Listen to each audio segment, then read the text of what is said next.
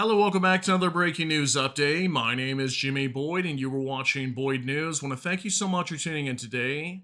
I'm back with another update coming out from the war between Russia and Ukraine, and I've got a very big lineup of news to share with all of you today. Today's date is June 27, 2025, and it's Friday. Welcome back to the channel, everyone. Hope you're all ready for your weekend.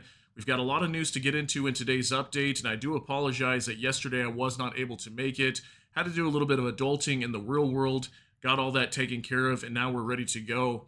So let's jump right into this. We've got a major report coming out from Ukraine today that the Russians could be preparing a new offensive in the southern Zaparitzhzhia region of Ukraine. So we're going to start off with this story here on your screen. Large Russian military movement spotted in Mariupol, according to Andriushenko. A large movement of enemy equipment and personnel has been detected in temporarily occupied Mariupol, with Russia possibly preparing for intensified assaults in the Zaporizhzhia direction. So Andriushenko, his full name is Petro Andriushenko. He's the former advisor to the mayor of Mariupol, which is a city in the Donetsk Oblast, just to the east of the Zaporizhzhia Oblast. And he's also the current head of the Center for the Study of Occupation. And he's warning that lots of military equipment is spotted moving from the city of Mariupol in the Donetsk Oblast and heading west over to the Zaporizhzhia region. So that's not good news. We've been hearing about this for months now, that the Russians were preparing for more offensives in the Zaporizhzhia direction, and the Russians want to fully occupy this region. Okay, so not good news. We'll talk more about that, and I'll show you guys pictures just like what you're looking at here. Lots of military equipment being spotted on the move. We also have reports from senior commanders regarding conditions of the front line. We're going to go over that as well. We'll cover all the sectors from Sumy over to the Donetsk region, also in the south. And then also we have some information on the 18th package of sanctions coming from the EU today.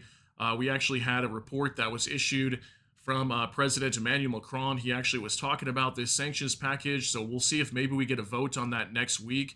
But I am hearing that Hungary and Slovakia are really trying to block this thing and trying to not let it pass. So we'll see what happens with that, but I'll give you guys information on that anyway. We're going to talk about numerous different things in this update, and I'll try to give you guys as much information as I can from today. We do have a little bit of information from yesterday as well, since I was not here. So let's go ahead and hop into this. We're going to jump on over here to X with Military News UA. Russia is preparing to attack in the Zaporizhzhia direction in the coming days. The head of the Center for the Study of Occupation, Andriushenko, reports on the large-scale movement of enemy equipment and ammunition. About 7 platforms with armored vehicles, including tanks, 40 trucks with manpower and ammunition left in the direction of Rostov, Novoazovsk, Mariupol, Pologov, and heading to the Berdyansk direction. Okay, so this is coming from like Mariupol area, which is to the east of Zaporizhzhia, again along the coastline, heading towards Berdyansk. Okay, and Berdyansk is a city inside the Zaporizhzhia Oblast. So if that's where the destination of all this equipment is going to, most likely indicating for an assault in the south in the Zaporizhzhia direction. It also mentions here a column of more than 20 trucks with manpower, about 5 tractors with armored vehicles of the BMD class left in the direction of Crimea, and heading to Kherson, Mariupol, Novoazovsk, Taganrog, and also the Rostov and Sumy regions. So we also have a lot of equipment coming from like Crimea in the south, some of it heading over to the Rostov region, which would be like the eastern side of Ukraine, closer to Russia. So this would be probably for more assaults in like the Donetsk region, and then also some equipment heading up to Sumy as well. So right now, just lots of military equipment on the move in the south, possibly indicating major assaults here coming along the entire front line, basically. But right now we're hearing that there could be a major assault in the Zaparitzhia direction. Okay, so these are just pictures showing some of the equipment that's on the move right now. So that is not good news for Ukraine. Now let's move on to NOAA reports on the Pokrovsk front. Russia has amassed around 111,000 troops, the largest enemy grouping to date, according to Commander-in-Chief Syrskyi. They're doing this not just for operational gain, but mainly for propaganda to create a psychological effect, to plant the infamous Russian soldier's boot, raise a flag, and trumpet another fake victory. So that's what Oleksandr Syrskyi is stating today. This is him right here holding a briefing with Volodymyr Zelensky, the president of Ukraine. And he's stating today that the Russians have amassed 111,000 troops, and that is a lot. I think the last time we heard there was somewhere around 50 to 70,000. located in the Donetsk region. So he's claiming that this is not to launch some sort of attack over there for operational gain, most likely for propaganda or whatnot, but we'll see. We know that the Russians are trying to launch a major summer offensive right now. They're attacking all along the front line. In some areas, they are making some gains as well. So I'm thinking most likely it will be for an attack, but maybe that's just something he's stating right now. We'll see what comes from that soon. Now for Max 25, we got a report here from Maxim Zorin. Okay, so he's the deputy commander of the 3rd Assault Brigade from Ukraine's armed forces. This is what he stated here on Telegram. While our foreign partners pretend to somehow influence the war, we have a very bad situation at the front. In Donetsk region, the enemy has taken a high pace of advance and continues to maintain it. They are also advancing very actively in the Kharkiv region. New forces have been transferred to the Zaparitzia direction. As for Sumy region, I am sure that they will again intensify assault operations there. I don't want to overdo it, but summer and autumn will be, that's a curse word right there, sorry guys. Also considering the constant shelling of peaceful cities.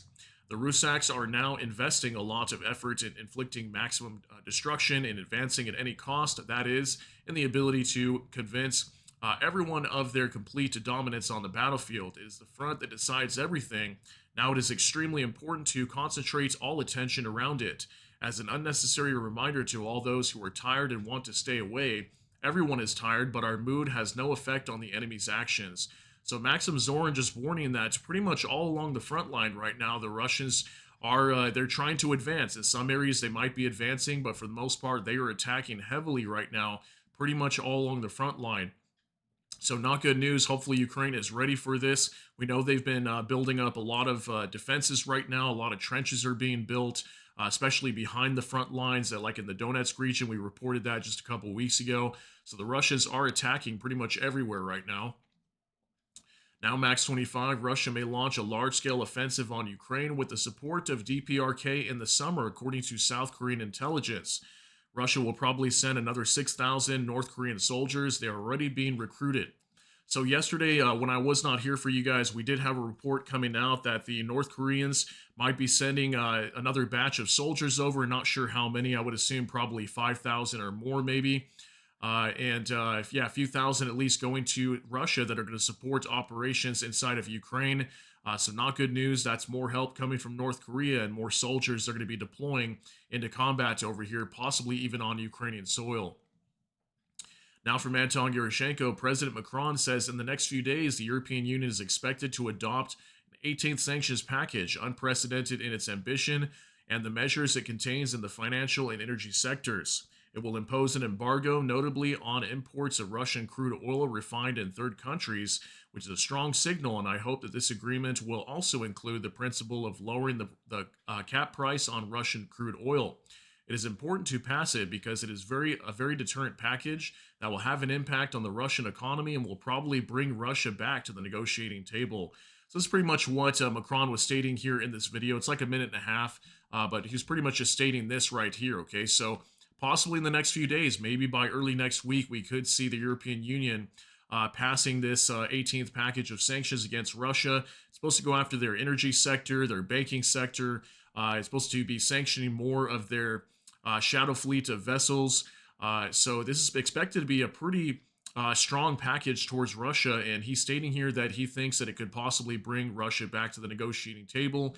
We'll see what comes from that when they actually pass it, but I keep hearing that they're running into some roadblocks right now because Hungary and Slovakia are really trying to block this package. They're concerned about like energy, apparently, energy concerns within their nations, but we know that Hungary and Slovakia are very like pro-Russia, so a lot of people would state they're doing that to protect Russia. You guys can let me know what you think on that. But yeah, we'll see if next week the EU is able to pass this 18th sanctions package on Russia. Now from next to Ursula von der Leyen calls to start EU accession talks with Ukraine.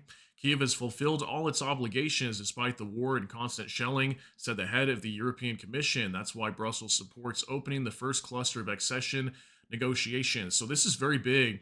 Ursula von der Leyen, the president of the European Commission, she's announcing that basically she wants to start these accession talks with Ukraine integrating into the EU. So that's very big. We'll see if Ukraine can get in. She wants to start moving on this as soon as possible. This was basically her statement coming out today on X. So we'll see how that goes as well. Now, for Vicegrad 24 breaking, the EU will launch accession talks with Moldova on July 4th. Okay, so on top of that, on top of Ukraine possibly getting into the EU in the near future, we have accession talks with Moldova starting on July 4th here in just the next week or so. So that's very big as well. Looks like Moldova might be able to get in. This is the president Maya Sandu of Moldova. So very big news out of Moldova as well. They're right next door to Ukraine. Now, Ukrainian review, Orban. When we accept a country into the EU, we need to know what it is, where are its borders, what is its population. Then we can talk about whether its legal system or economic system is suitable.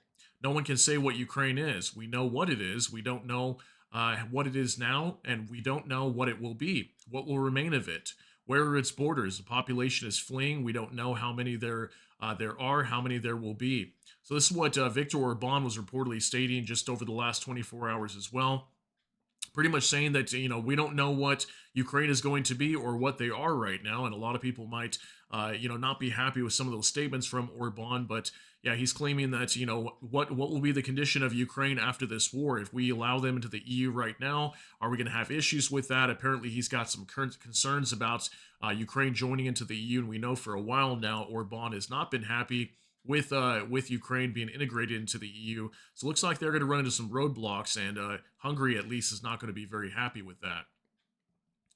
Now for Max 25, Russia attacked an important energy facility in the Kherson region. A number of settlements, including the city, were left without power. The head of the OVA urged people to prepare for a long power outage. Okay, so it looks like another strike was carried out on an energy facility in the Kherson region. The Russians have been doing this a lot in the Kherson region. There's been thousands of people without power there, sometimes weeks at a time. So it looks like this major strike was pretty bad. And the OVA, which is their regional administration in that area, is urging people to prepare for a long power outage. So not good news. Lots of people over there without power for an extended period of time. Now from Ukrainian Review, Samar, 3 people have already died due to an enemy attack. 14 people were injured. This is the information for now. The data is being clarified. The head of the Dnipropetrovsk OVA. Okay, so also we've got the regional administration coming out of the Dnipropetrovsk region, the city of Samar. We just talked about this. I think it was on Monday or Tuesday this week. The Russians carried out a ballistic missile attack over here and struck like a train, nearby a train that was packed with like 500 people aboard. We had over 160 people that were injured in strikes in Samar just earlier this week. I think somewhere around 15 to 20 people that had died or something like that too. Is horrible strikes. And the Russians carried out another attack over here. I'm not sure if it was missiles. I think it was some sort of missiles or rockets that were fired over here. And we had 14 people being injured once again, and already 3 people being killed in horrible attacks over here in the city of Samar, close to the city of Dnipro in the Dnipropetrovsk region. Now from Bliskovka, the city of Samar declared June 28th and 29th as days of mourning for those killed in the Russian attack. Rescuers are clearing the rubble. Medics are fighting for the lives of the wounded, writes the city's mayor, Resnick. Okay, so very sad, guys. I mean, just massive strikes being carried out on this city of Samar. I'm not sure what the Russians are going after over here. I mean, we know that they're trying to make it all the way to the border of the Dnipropetrovsk region, and that's one of their next targets after they take over Zaparitzhzhia and also Donetsk. If the Russians are successfully able to do so, they do want to move into the Dnipropetrovsk region, and we've been seeing heavy shelling taking place here in the city of Samar and also the city of Dnipro this week. Now, Vicegrad 24, 3 days ago, someone set several military vehicles on fire at a repair facility in Erfurt, Germany. Today, Russian social media channels were the first to publish a video recorded by an arsonist. Okay, so this was actually being reported yesterday when I wasn't here for you guys, so I just wanted to briefly go over this. That earlier this week, we had several military vehicles on fire over here, and apparently they were on fire due to an arsonist. And this city, let me see what the name of the city was, Erfurt, Germany. Apparently, from what I've been hearing, that there's a lot of Russians that live here, and some people were stating that maybe these were Russians that carried this out. Some actual sources on X were stating it actually was a Russian, but I'm not 100% sure on that. So could this be another sabotage attack from the Russians here? Now we have military vehicles being burned to the ground inside of Germany. So pretty crazy video coming out here from yesterday. Now Max 25, left bank, Kherson region, burned down, permanent deployment point of Russians. So Ukraine also carried out some sort of strike down here in the Kherson region. I believe there was multiple brigades that were at a permanent deployment point. It's like a Russian base down here in the Kherson region. They carried out some sort of strike, and we had a massive fire that broke out over here. This is about a minute and a half. We're not going to watch the whole thing, but take a look at this real quick.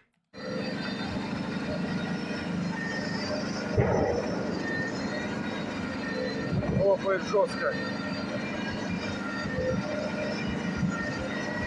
Финал душ.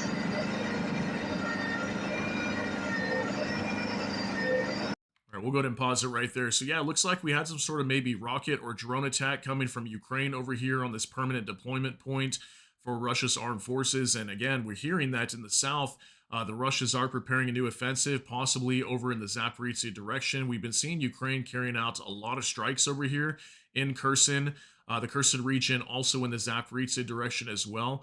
So that's probably just Ukraine trying to put as much heavy pressure on the Russians. They can probably see that the Russians are preparing a massive offensive in the south. So we've been seeing a lot of strikes over here in the southern side of Ukraine. We'll probably continue to see that moving forward. Also from Ukraine front line, they say it was a massive drone attack on the Crimean bridge. So this actually came out yesterday evening. So this would have been like late into the night in Ukraine last evening. We had reports of Ukraine launching a pretty massive drone attack towards the Crimean bridge. I did not hear any like official reports of damage or anything over here, so I'm assuming it probably wasn't a very successful attack. But nonetheless, Ukraine did launch a pretty massive strike down here in onto the Kerch Bridge yesterday. Now from Max 25, the enemy complains about huge losses in the Sumy region, and he says meat. Okay, so I want you guys to see this. This is a post on Telegram from Belarusian security officer. It says, today I watched several videos shot by our group, which was half encircled in the area of Alexeyevka, Andreevka in the Sumy direction. And he says, what meat there is. All the landings are in bodies. Now active work is underway in the area of these villages. Ours stopped the counterattacking enemy and began to advance again. What I want to say is I have many readers from the front. Some are more active and often communicate in the comments. When possible, many write in private messages and we communicate regularly, but I would like to wish all the frontline soldiers to return home alive. Take care of yourselves, guys. So, yeah, some sort of report here from the front line in the Sumy region. This is an area that we've been talking about over the last week. There was also a report from Oleksandr Syrsky yesterday, the commander of Ukraine's armed forces, that they had allegedly stopped the Russian attack in the Sumy Oblast. They're actually regaining control and pushing the Russians back. We've been seeing that over the last week. And this report here possibly indicating that a lot of Russian soldiers are being killed over there, and that's probably why their attack is being halted. He says here what meat there is. All the landings are in bodies. So he's saying that there's just a lot of Russian soldiers being killed over here in the Sumy Oblast. And that lines up with the information that we're getting out of Ukraine. Ukraine is stating that they have stopped the Russian advance. Okay, so if the Russians are not attacking anymore, they're probably taking on heavy losses and having to set up a defensive now, as Ukraine is currently counterattacking, from what we understand. Now for Max 25, Kremlin reports Estonia's willingness to host NATO planes with nuclear weapons poses an immediate danger to Russia.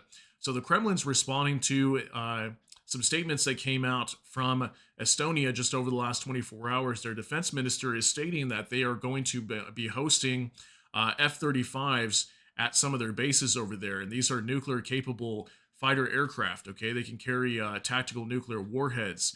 And it looks like Russia's not very happy with that. And they're stating that it'll pose an immediate danger to Russia. So it makes you wonder if now Estonia is going to have a target on their backs, and this could possibly be one of the first nations that Russia attacks. That could be a NATO member if we see a war with NATO and Russia breaking out. Okay, so they're stating that it'll be an immediate danger to their nation. Now, Max 25, the Russian armed forces have already occupied the second of 4 lithium deposits in Ukraine, according to Le Figaro. It is one of the most promising deposits in our country and is located in the village of Shevchenko, Donetsk region. In addition to lithium, this deposit also contains many other rare metals. So not good news, guys. If the Russians have occupied 2 lithium deposits in Ukraine, and if this is just barely being announced, this makes me think that the Russians recently just took it over. And we have been hearing over the last week or two that the Russians are advancing in some areas along the front line. Ukraine is making some gains as well, but for sure, over the last month or so, dating back to maybe like the beginning of May, we have been hearing that the Russians are advancing, especially in the Donetsk region. They have been pushing there and taking over more territory. So, not good news that Ukraine has lost another lithium deposit inside of Ukraine. So, they've got two left, apparently, according to that report. Now, NOAA reports the Netherlands and Belgium have transferred two mine hunters to Ukraine, according to Dutch Defense Minister Brekelmans. Ukrainian crews and technical personnel completed training in record time. Belgium transferred the BNS Narcissus, I don't know if it's Narcissus or Narcis, and the Netherlands provided the ZRMS Vlardingen. The Vlardingen will be renamed Melitopol, and the Narcis will now sail under the name Mariupol. So apparently, yeah, two mine hunters ships are being sent over to Ukraine to be given to their navy, which is very big because Ukraine doesn't have a very large navy. They mostly use just like Mergura V5 naval drones and whatnot. They don't have a whole lot of boats that they can use. So that's pretty cool. That looks like the Netherlands and Belgium have transferred these over to them. And yeah, so allegedly these are going to be renamed after two cities inside of Ukraine that have been taken over by the Russians. So Melitopol and also Mariupol is going to be the names of these ships. So here's kind of a picture of this one here. I'm assuming this will be Melitopol right here. And yeah, just another photo to show you guys right there. Also, this information actually did come out yesterday. But again, I did have a few things today I wanted to share with you guys in case you weren't aware of it, as I was not able to be here yesterday. So now for Max 25, Ukrainians who fled to the UK after the Russian invasion are being refused asylum by the Home Office on the grounds it is safe to return to Ukraine, according to The Guardian. One told The Guardian they had been refused asylum on grounds they could relocate elsewhere in Ukraine despite their hometown being a war zone.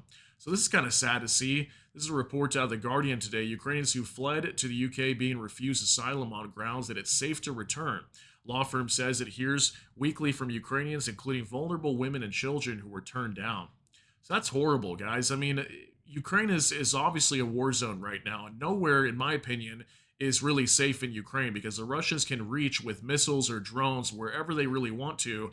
And if I was living there at one point before the start of the war, I might possibly try to leave myself. And imagine these families, especially young kids that are targeted all the time inside of Ukraine. The Russians repeatedly kill young children and lots of innocent people inside of Ukraine. So clearly, there's going to be people wanting to seek asylum in other nations, and it's horrible to see some news here that families from Ukraine are being refused asylum inside of the UK, and possibly this could be happening in other nations as well.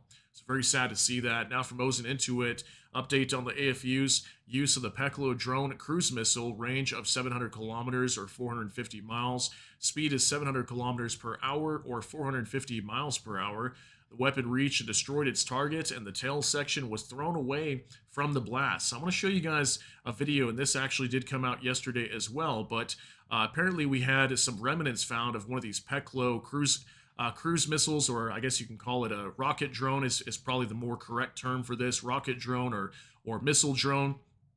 And yeah, I want to show you real quick. It's like 30 seconds long. Take a look at this.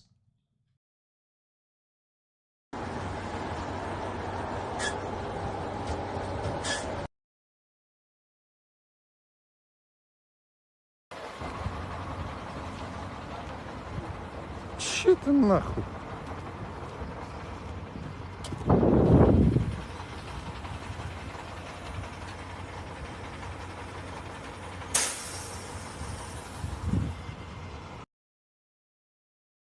All right, so this is the first time that I've been able to see confirmed use of this Peklo rocket drone. It looks like it had struck some sort of building over here or something like that. And this was a piece of it lying on the side of the road over here.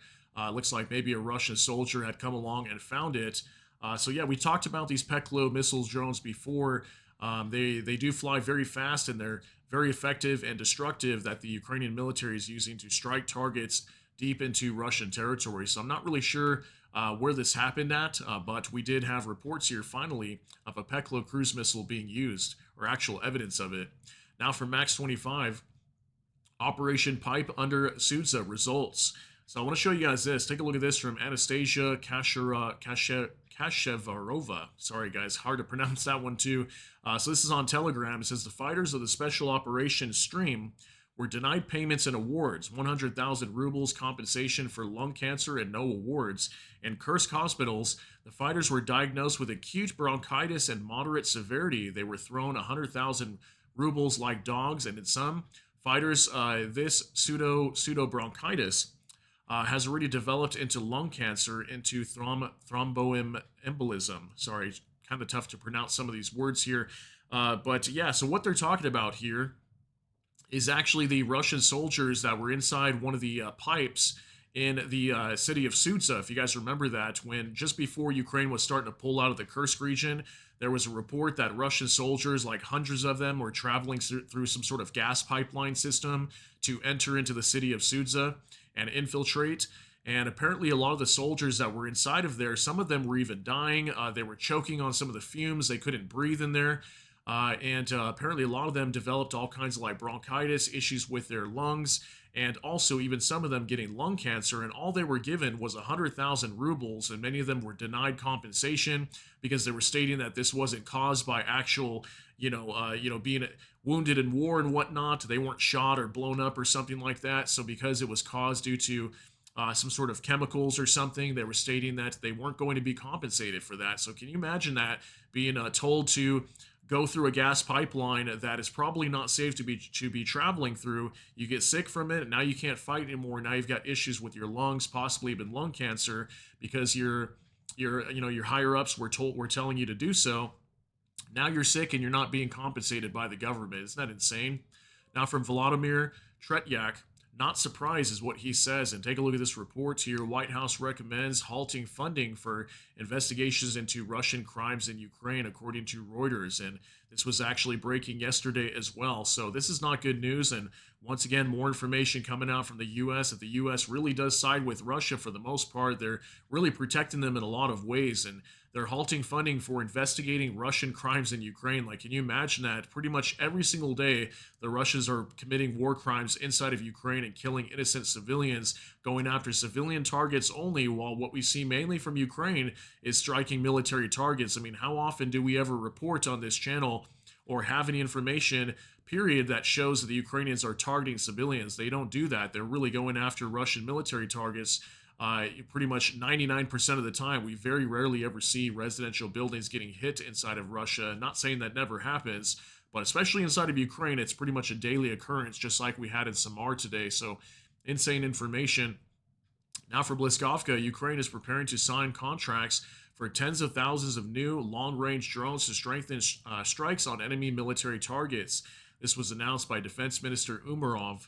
The decision to massively increase the number of such operations was made about 2 weeks ago. Okay, so this is very big news. Also, they're going to be signing contracts for tens of thousands of new long-range drones. So they're going to be able to strike targets much deeper into Russian territory. I don't have all the details on like range and all that yet. But I wonder if this has anything to do with Germany, because we've been hearing that recently over the last month or so. Germany was going to be signing some contracts with Ukraine to pretty much produce some weapons inside of their territory that could allow them to strike deep into Russia. So that could be coming from Germany. I could be wrong on that, but they have apparently signed some sort of new contract to allow deep strikes over there. Now Sean Pinner reports.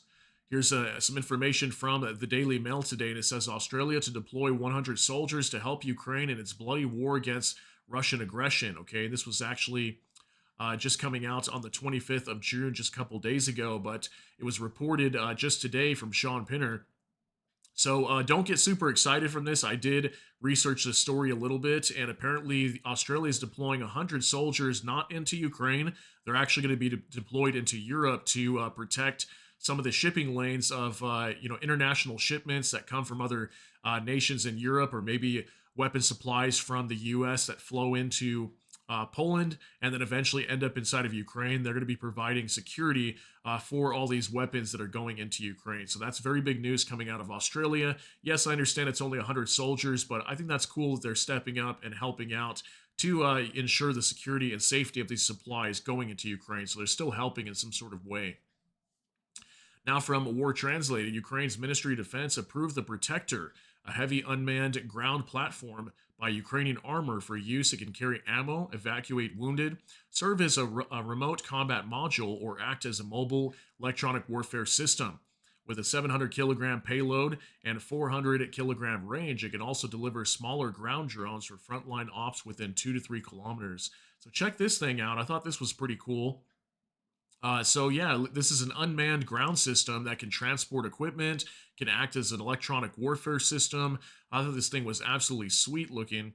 And yeah, it doesn't require an actual person to drive it, is what it looks like to me here. So just some new photos coming out showing this new piece of equipment here called the Protector. Okay, heavy unmanned ground platform by Ukrainian armor. Very cool to see that today. Now, from the Ukrainian Review, Canada is considering the possibility of joint production of military equipment with Ukraine, according to the Canadian Defense Minister. First of all, we are talking about the production of drones, but joint production of other types of weapons is also possible, he said. He specified that the federal government is considering the possibility of financing relevant construction projects both in Ukraine and in Canada. So this is very big, and we've been hearing a lot of reports coming out from Canada recently. They're stepping up very big right now and helping out Ukraine. So they're thinking about possibly creating joint production of military equipment with Ukraine. So maybe they're going to set up shop inside of Ukraine and finance it. And Ukraine will be building this equipment. I mean, we've been seeing this so much. You know, lots of members of the EU and whatnot, and European countries especially, they're just really stepping up big, setting up all kinds of defense industries inside of Ukraine to help them out. Canada looks like they're willing to do that here very soon as well. Now, from Liskovka, air defense forces neutralized 365 Russian targets. The Russians attacked Ukraine with 371 targets with airstrikes. 363 attack UAVs of the Shahed type and various types of imitator drones, 2 X-47 M2 Dagger, aerial ballistic missiles, 6 caliber cruise missiles. Direct hits by enemy air attack aircraft were recorded in 3 locations, as well as the fall of downed aircraft or wreckage in 8 locations. So now you might be looking at this thinking, wow, that was a lot of drones going into Ukraine. Yeah, 371 total targets going into Ukraine last night, many of them being drones. But yeah, Ukraine was able to take down almost all of them. And this is probably one of the highest success rates we have seen. So 365 of 371. So that means only 6 targets in total were able to make their direct strikes inside of Ukraine. And this actually lines up with the information I was seeing today. I wasn't really hearing any reports of massive damage inside of Ukraine. Typically, when we see this kind of attack, we would see massive damage, especially maybe in a big city like Kiev or something, the capital. We didn't really hear of much of that last night. We did get some shelling that I did hear reports of in the Donetsk region, but aside from that, not a whole lot of information on major strikes. So very good last night from Ukraine's air defense teams. Now, from Kiev Independent, these are the indicative estimates of Russia's combat losses as of June 27th, according to the Armed Forces of Ukraine. In our final update of the day, Russia's losses as of June 27th, 970 troops, 4 AFVs, 89 vehicles and fuel tanks, 1 tank, 13 artillery systems, and 87 UAVs and 1 special equipment. Okay, so not a whole lot here at all being destroyed. Probably some of the lowest numbers I've seen over the last 2 weeks, and we're already seeing low numbers pretty much every day. But these are definitely some of the lowest I've seen, for sure under 1,000 here. For troop losses, vehicles are AFVs and tanks, pretty much nothing, right? 1 and only 4 here. Vehicles and fuel tanks still sitting under 100. That's about average what we've been seeing. Artillery systems very low today, only 13. We usually see 20, 30, if not more. I think yesterday it was up to like 58 or something like that. Even though I wasn't able to record for you guys, I did find some information on that yesterday. Aside from that, just like 1 special equipment. So not a whole lot here in terms of Russian destruction, even though we're hearing that the Russians are trying to advance in multiple areas. Looks like a lot of their equipment is not being destroyed here on the ground. Okay, so I want to thank you guys very much for being here for today's update on June 27, 2025 here on Friday. Again, I hope you guys all have a wonderful day today and get ready for your weekend. Hope you enjoy it there as well. So thank you so much for tuning in for this update. Let me know what you think about all these details down below in the comment section. That's going to be it for today's update. If you got something out of this, please smash that like button. Also, if you enjoy my content, please consider subscribing down below. Hit the notification bell. That way YouTube can notify you. With that, hope you all have a great day. Everybody take care and God bless, and we'll see you in the next one.